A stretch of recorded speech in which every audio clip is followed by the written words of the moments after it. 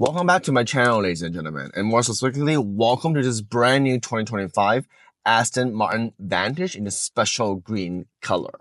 It's actually super nice because if you folks know, the Vantage and the Mercedes-Benz AMG GT, they share a lot of components. Let's say the engine's pretty much the same. The old gen the old gen interior pretty much shares a similar concept, but it's the brand new 2025.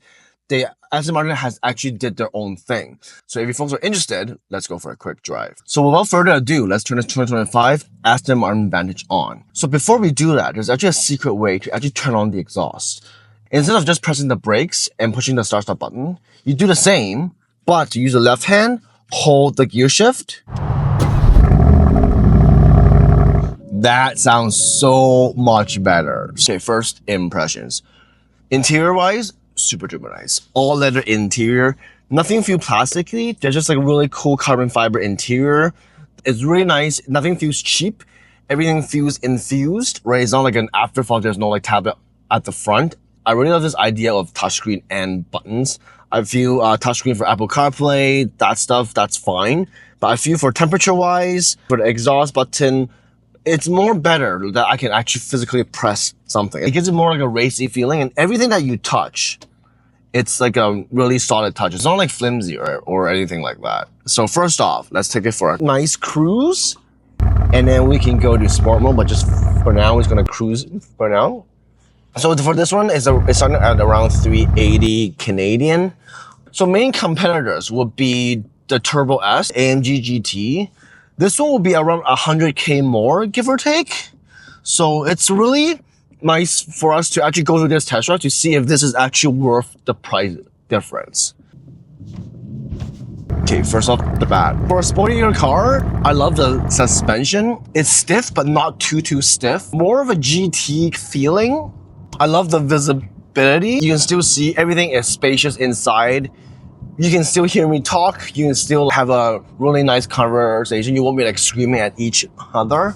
I'm just driving pretty slow right now, but the whole feeling is really precise. You don't really feel the weight that much. Of course, I'm not going that fast, but if I do, that exhaust, ladies and gentlemen. Oh my God, this is the best. As you folks know, I do have a 992.1. Even with the sport exhaust on, it's nothing close to this. This one has a sport exhaust on right now. And let me tell you, ladies and gentlemen, it is so engaging. I think this is how a car should sound like. Of course, this is a rear-wheel drive. The car is a bit playful, which I don't mind. You do feel at times it does wiggle its tail a tiny bit, but nothing you can't really predict.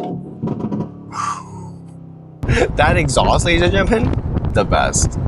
Of course, if you compare it to the F-Type is a bit more pronounced, a bit more this is a bit more refined, but in a way that you still hear that V8 growl. It doesn't feel muted, and honestly, the drive is very, very nice. This is the V8 twin turbo. I'm pretty sure it pumps around 600 horsepower and 800 Newton meters of torque. But the feeling of this car, it's very, very nice. It's like a grand touring car that you can actually bring on track and you have absolute fun. It's not like a hooligan. You still feel safe. You still feel planted on the road. It's a very nice ride.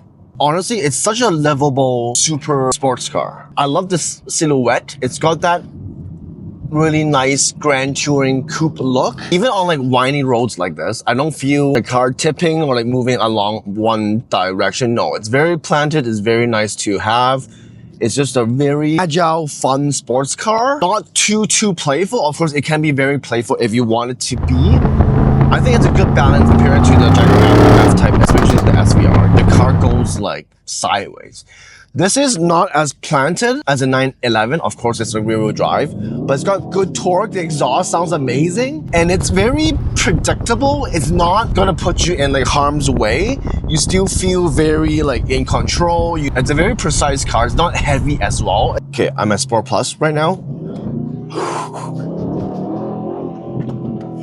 Oh my God. The exhaust, I think it opened a bit more. It's just so playful now.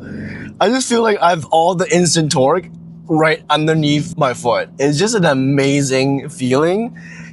I don't feel it's too overwhelming.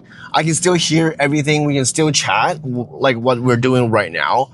But it's just such a nice feeling to have. And again, the worst feeling that you get is when you get into a sports car. You can't even get in.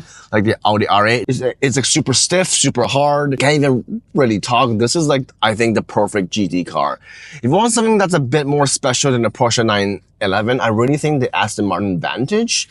After just driving this car for like 10-15 minutes, I do feel special. If you're not that track oriented, you want something in between. Of course, the 911, everyone loves this car. But if you want something a bit more special, bit more unique, a bit more rare, I'll definitely recommend the Aston Martin Vantage. Another cool thing is like, it's got a supercar drivability. It's got all the techs too, because like, if you compare this car with like, let's say the Audi R8, they don't have stuff like the blind spot. They don't have adaptive cruise. They don't have top view camera, which this car has like everything. So if you want a car that's a bit more special, a bit more GT, but still safe and reliable, this car is the one to get. Like it has all the safety features, has all the tech, right? It's a really, really nice car. Ladies and gentlemen, the exhaust, the pops, it just sounds amazing. It sounds incredible. It just sounds majestic. It sounds like how a sports car should be. Like very raw, very deep, has some pops, but not like an overkill. So thanks for watching this quick video of this 2025 Aston Martin Vantage. Do let me know in the comments down below what you think. If you're shopping different sports cars, is this one of your picks? And if not, what other car would you pick from? So thanks again for watching this quick video. I'll see you folks soon.